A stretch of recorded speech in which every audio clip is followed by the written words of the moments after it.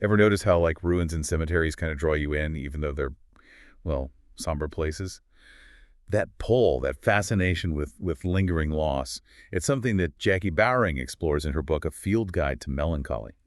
Welcome back to the Mad Genius Thesis, where we dig deep into that age-old question. Is there a link between creativity and mental illness? And today we're looking at that question through the lens of melancholy, Yeah. a concept that's often, I think, misconstrued as just plain sadness. Mhm. But as we'll discover, it's far more intricate and layered than that. Exactly. We often use melancholy and depression, like interchangeably, but Bowring argues that they're really distinct. In fact, she believes that overdiagnosing depression risks obscuring the potential benefits of what she calls good melancholy, the state that could actually fuel creativity. Yeah, that's a crucial point. Historically, melancholy has been viewed through various, lenses. It's a personality trait, a mood, an aesthetic, and yes, sometimes a pathological state. It was even considered one of the four humors by the ancient Greeks. Okay, remind me about the four humors. I vaguely remember that from a history class. Something about black bile being out of whack. You're on the right track. The Greeks believed that our temperaments were governed by these bodily fluids, and an excess of black bile, you got it, was thought to cause melancholy. But what's fascinating is that even then, melancholy wasn't purely negative. It was recognized as a complex state with both light and shadow. So they saw potential in it, not just doom and gloom. That makes me think of all those iconic artists and writers linked to melancholy. Could it be that this tendency for deep thought, for seeing both sides, is what sparks creativity? It's a compelling idea, isn't it? But before we jump ahead, let's unpack some classic characteristics of melancholy, starting with the Justus Melancholicus. Justice what now? Is that like a secret society handshake for the melancholy crowd? Not quite. It's that classic head and hands pose you see throughout art history. Think Durer's Melancholy at First or Van Gogh's portrait of Dr. Gachet. It's that embodiment of deep contemplation, almost like the weight of thought is physically pressing down. Ah, I get it. Now that you mention it, I've seen that pose countless times, especially in sculptures.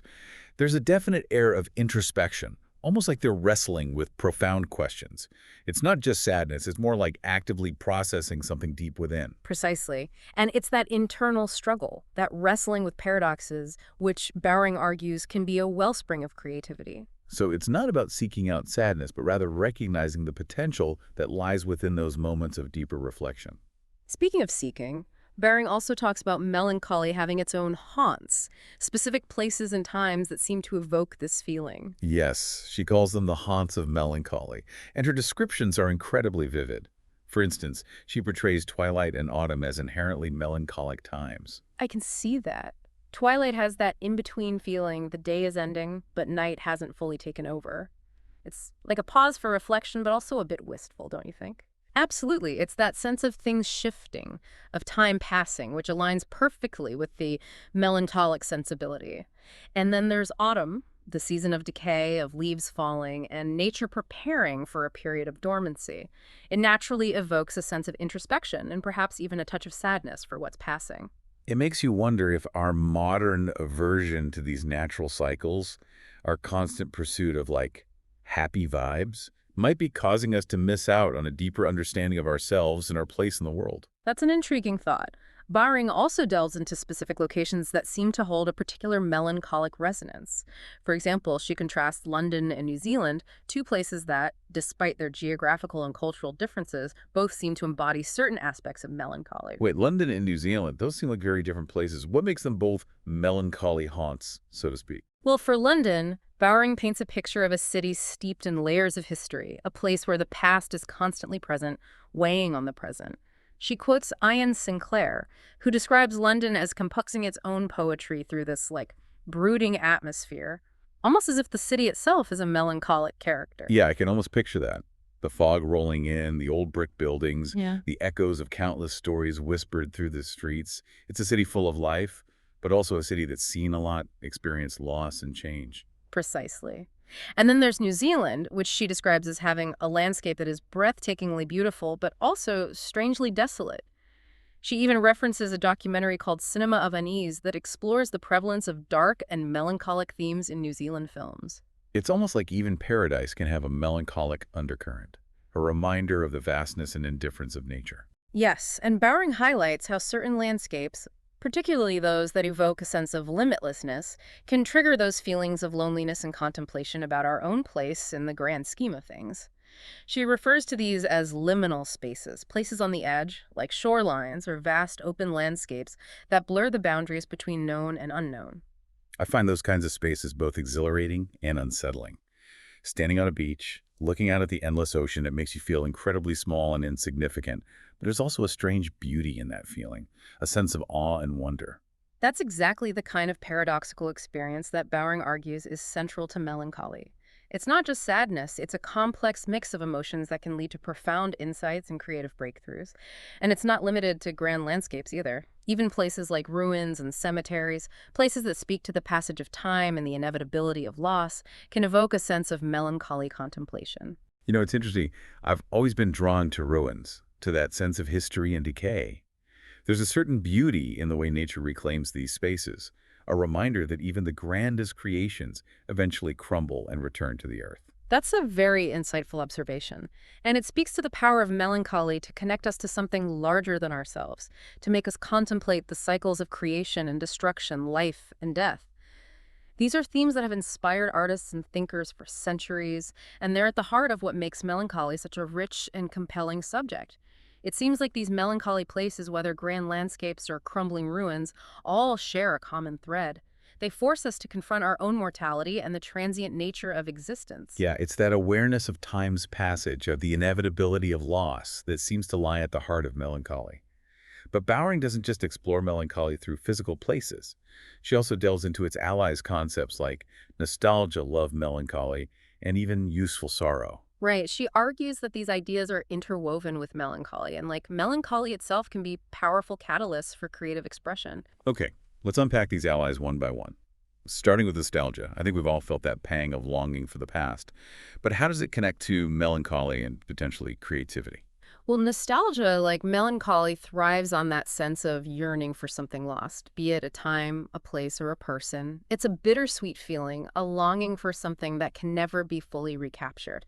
And while it might seem like a purely sentimental emotion, it has a surprising power to evoke strong emotions and memories, which can be incredibly potent fuel for creative expression. So it's like using that yearning for the past, that ache for something gone as inspiration. It's almost like channeling that emotional energy into something creative. Exactly. And it's fascinating to consider that nostalgia, like melancholy, was once considered an illness. The term itself comes from the Greek words nostos for returning home and algos for pain or longing. So there's this inherent link between nostalgia and a sense of loss of being separated from something that was once deeply familiar. It's amazing how perspectives on these emotions have shifted over time. What was once viewed as an ailment is now often romanticized and even commercialized. Think about all the retro trends and products designed to evoke a sense of nostalgia. You're right, it's everywhere. It speaks to how our understanding of these complex emotions evolves. But regardless of whether nostalgia is viewed positively or negatively, its power to spark creativity is undeniable. Right, nostalgia check. Now, what about this love melancholy? Is that just a fancy way of saying heartbreak? Well, it's related to heartbreak, but goes a bit deeper. Love melancholy centers on longing and unrequited love, that yearning for someone who may not feel the same. The very impossibility of fulfilling that desire, of having that love reciprocated, becomes a key part of the experience. So it's that ache, that longing that fuels the creative fire, almost like the emotional intensity of it becomes a source of inspiration. Precisely. And this isn't a modern concept. Bowring traces love melancholy back to ancient times, citing examples from Greek mythology and literature. For example, in Chaucer's Knight's Tale, the character Arcite suffers from amor herios, a type of lovesickness specifically associated with melancholy. It's fascinating how these themes resonate throughout history, transcending time and cultures. It seems like the human heart has always grappled with the complexities of love and longing. Speaking of timeless themes, what about religious melancholy? How does that fit into this whole picture? Well, religious melancholy is a fascinating aspect of this broader concept, often overlooked, but deeply intertwined with creativity. It centers on the yearning for a connection with the divine, with God, but also acknowledges the inherent impossibility of achieving complete union. It's that unrequited love, but directed towards something ultimately unattainable. So it's similar to love melancholy, but instead of pining for a person, it's a yearning for something greater than oneself, for a divine connection that always remains just out of reach. Yes, and it can be just as potent a source of creativity. Think of all the religious art, music, and literature inspired by this yearning for the divine. It's a theme that countless artists and thinkers have explored throughout history. It's interesting. We often associate religion with joy and happiness, but Yeah. you're right. There's this deeply melancholic side to it as well. It's about recognizing the limitations of human understanding, our inability to fully grasp the mysteries of faith. Exactly. And that struggle, that tension between yearning for the divine and acknowledging our limitations can be a powerful source of creative inspiration. Bowring actually gives examples from various religions, including Sufism, where followers experience a deep melancholy known as huzun because of their inability to be close enough to Allah. It's amazing how these themes of longing and unattainable desires seem to run through so many forms of creativity. It makes you wonder if perhaps it's the very act of striving for something just out of reach that sparks our imagination and pushes us to create. That's a profound insight. And it leads us to another intriguing concept that Bowring discusses: useful sorrow, or tristitia utilis in Latin. Tristitia utilis. That sounds very formal and academic. Break it down for me. Essentially, it's the idea that sadness and suffering, while painful, can be beneficial, even necessary for growth and creativity. Medieval philosophers and theologians believed that sadness could be a pathway to spiritual enlightenment and creative expression. So it's not about wallowing in sadness, but rather about transforming that pain into something productive, something that can inspire and maybe even uplift others. Precisely. Think of it as alchemizing that sorrow into something meaningful and potentially even beautiful. And this idea of useful sorrow ties back to our central question about the connection between creativity and mental illness. While we're exploring the potential benefits of good melancholy, it's crucial to acknowledge the very real struggles of those dealing with clinical depression. Right? It's a delicate balance. We're celebrating melancholy as a potential source of inspiration, but we don't want to romanticize mental illness or downplay the suffering it can cause. How does Bowring address this? Well, she's very mindful of this throughout the book. She makes it clear that she's not advocating for mental illness or suggesting that depression is a prerequisite for creativity. In fact, she argues that we've become too quick to label any sadness or introspection as depression, which can be harmful. Okay, so she's not saying we should all go out and try to be melancholic, but she is suggesting that there's a difference between good melancholy and clinical depression. Exactly. And she emphasizes that sadness is a natural human emotion, not something to be feared or suppressed. By allowing ourselves to experience sadness, to sit with it and process it, we can gain valuable insights into ourselves and the world. It's like giving ourselves permission to feel sad sometimes, not trying to fight it or pretend it doesn't exist. But how do we distinguish between this good melancholy and something that might require professional help? Well, she doesn't offer any easy answers or diagnostic criteria, and rightly so. Mental health is complex, and it's always best to consult a qualified professional if you're struggling. But she does offer some interesting perspectives on how we might reframe our understanding of sadness and melancholy. Okay, I'm all ears. What are some of those perspectives? Well, one key point is that good melancholy often involves finding a sense of pleasure or satisfaction in contemplating sad or serious subjects. It's that ability to find beauty in sadness, which we talked about earlier, and it's often associated with heightened creativity and productivity. Whereas with depression, there's a pervasive sense of hopelessness and apathy, Yeah. loss of interest in things that once brought joy. Exactly. It's like a darkness that smothers everything rather than a contemplative darkness that can spark creativity. And of course, there are physical symptoms like changes in sleep appetite and energy levels that can point towards depression. So it's about being aware of the nuances, paying attention to how we're feeling and seeking help if we're struggling. But this still leaves us with the question of the mad genius. Is there truly a link between creativity and mental illness? Or are we romanticizing a connection that doesn't really exist? That's the million-dollar question, isn't it? It's been debated for centuries, and there's no easy answer. But I think it's important to acknowledge that many brilliant and creative individuals throughout history have battled with mental illness. However, correlation doesn't equal causation. So just because someone is creative and also happens to have a mental illness doesn't mean one caused the other. Precisely. It's a complex issue, and there are likely multiple factors at play. But one impossible explanation for this perceived link is that creative individuals tend to be more sensitive and perceptive, more attuned to the complexities and nuances of life. And that can make them more vulnerable to emotional distress. It's like they're experiencing everything more intensely, both the highs and the lows, which can fuel their creativity, but also make them more susceptible to mental health challenges. So it's not about glorifying mental illness, but rather about recognizing the unique challenges and strengths of creative individuals and providing them with the support they need. Absolutely. And that brings us to another aspect of how melancholy manifests itself. Its various expressions in art and culture. Bowering explores how melancholy finds a voice in a wide range of forms, from music and literature to painting and even clowning. Wait, clowning. That seems like a bit of a contradiction, doesn't it? Clowns are supposed to be funny and entertaining, not melancholic. That's the fascinating part. Bowring argues that clowns, with their painted smiles and exaggerated gestures, often mask a deeper sadness, a sense of pathos that resonates with the melancholic experience. So it's like they're using humor to cope with a darker, more introspective side, kind of like a defense mechanism. That's one way to look at it. And she cites a number of examples, including the classic Pierrot clown figure from French pantomime, who's often portrayed as a sad, wistful character hiding behind a mask of forced cheer. It's like the old saying, laughter is the best medicine. But in this case, it's a bittersweet laughter, a way of acknowledging the sadness while still finding a way to smile. Exactly. And that duality, that ability to hold both sadness and humor at the same time, is a hallmark of the melancholic experience.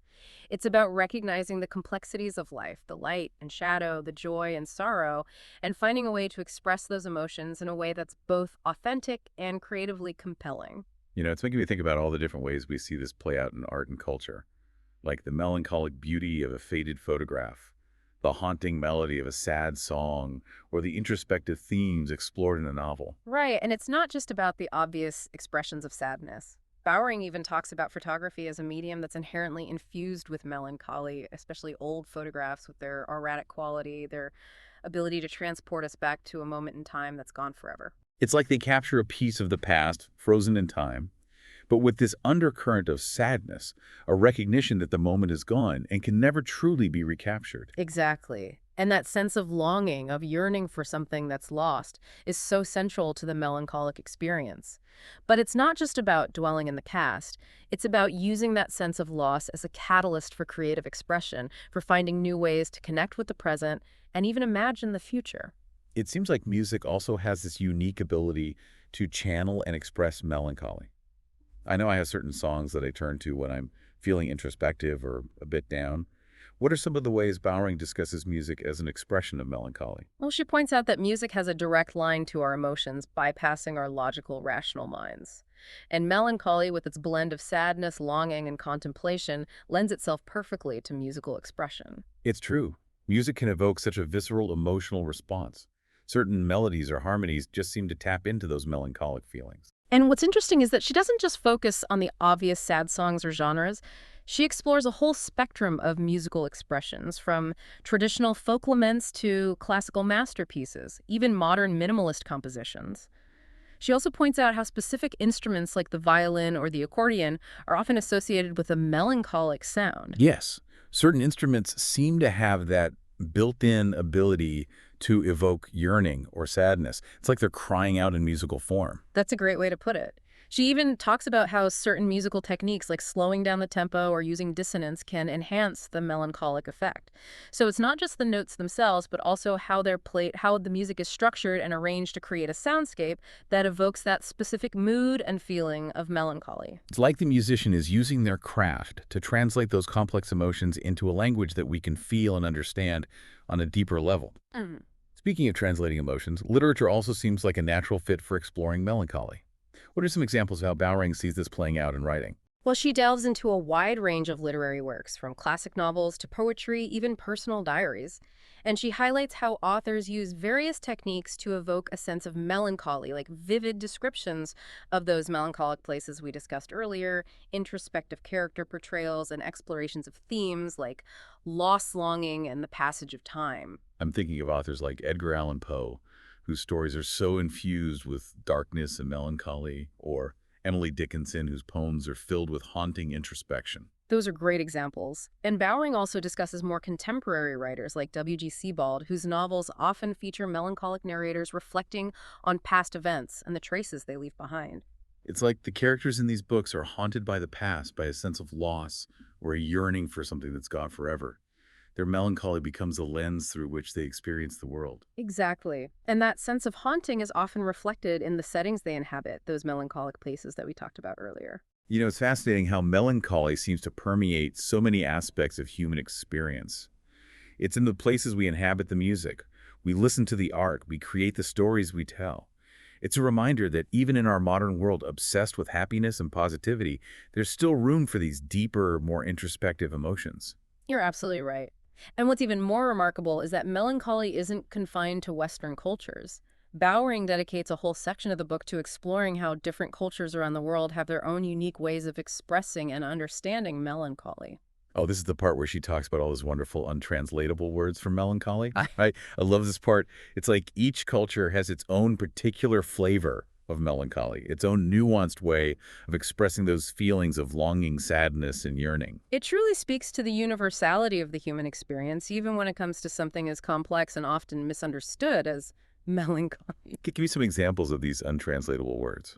Well, there's the Portuguese saudade, which is often described as a deep emotional state of nostalgic or profound melancholic longing for an absent something or someone that one loves. It's a longing for something that may never return, a yearning for a past that can't be recaptured. I can relate to that feeling.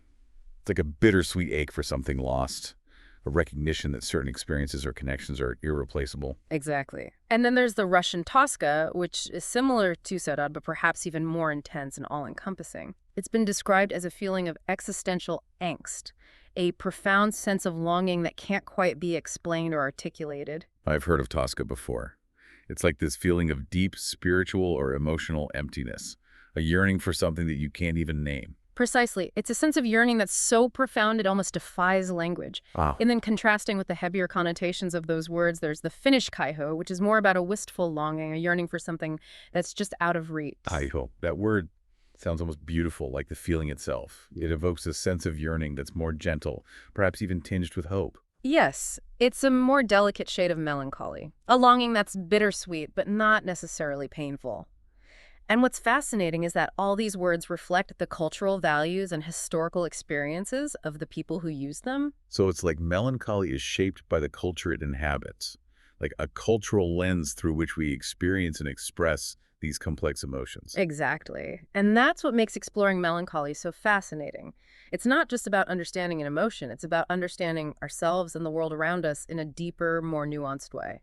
It's remarkable how these untranslatable words just encapsulate these subtle shades of melancholy that we might not even have specific terms for in English. It really highlights the depth and complexity of this emotion, how it's woven into the very fabric of human experience across cultures. Exactly. It speaks to the universality of grappling with longing loss and the transient nature of life, even if those experiences are filtered through different cultural lenses. And it circles back to our ongoing exploration of the link between creativity and what we've been calling good melancholy. Right. We've talked about melancholy as a potential source of inspiration, about its expressions in art and culture, and even its varying interpretations across different societies. But as we wrap up this deep dive, what's the key takeaway for our listeners? What do we want them to remember about melancholy? Well, I think the most important thing to remember is that melancholy in its truest form is not about wallowing in sadness or romanticizing mental illness. It's about cultivating a deeper appreciation for the beauty and fragility of life, embracing the power of introspection and contemplation, and finding inspiration in the shadows as well as the light. That's beautifully put. It's about recognizing that those blue feelings, those moments of introspection and longing, are not something to be feared or suppressed. Yeah. They're a natural part of the human experience, and they can actually be a source of great creativity and insight. Precisely. It's about finding that balance between acknowledging the darker aspects of life and using those experiences as fuel for growth, understanding, and creative expression. So we're not saying everyone should go out and try to be melancholic, but rather that we should be open to the full spectrum of human emotions, recognizing that even sadness and longing can have their place and their purpose. Exactly. It's about embracing the complexity of our inner lives and understanding that the path to creativity and perhaps even to a richer, more meaningful existence might sometimes lead us through the shadows. I love that imagery of the path leading through the shadows. It reminds us that growth and creativity often emerge from those darker, more introspective places. So as we conclude this episode of the Mad Genius Thesis, we leave you with a thought-provoking question inspired by Jacky Bowring's A Field Guide to Melancholy. Could embracing certain aspects of melancholy like contemplation and a sensitivity to the passage of time actually enhance our creative potential and deepen our understanding of the human condition? It's something to ponder as you navigate the complexities of your own life and creative journey. Perhaps those moments of quiet reflection, those experiences of longing and loss, are not obstacles to be overcome, but rather opportunities for deeper understanding and creative breakthroughs. Thank you for joining us on this exploration of melancholy. Until next time, keep exploring, keep questioning, and keep embracing the complexities of life in all its shades and nuances.